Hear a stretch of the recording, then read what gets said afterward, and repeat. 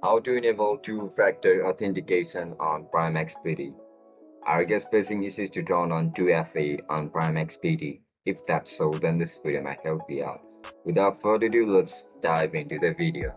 First of all, open Chrome on your laptop or mobile devices.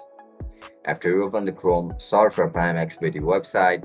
As soon as you enter the website, log in into your account with your registered email and password. As soon as you get logged in, look at the top right corner of your screen where you can see a profile icon. Tap on it. Now click on Profile Username. Once you click on it, you'll be forwarded to this interface. Now, just simply tap on Security. After you click on Security, you can see two options: Change Password and Google Authenticator. We are looking to enable 2FA, right? Just simply tap on Enable 2FA.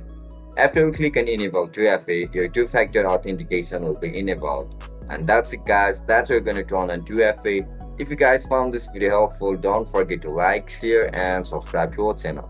I'll catch you up in the next one. Bye bye.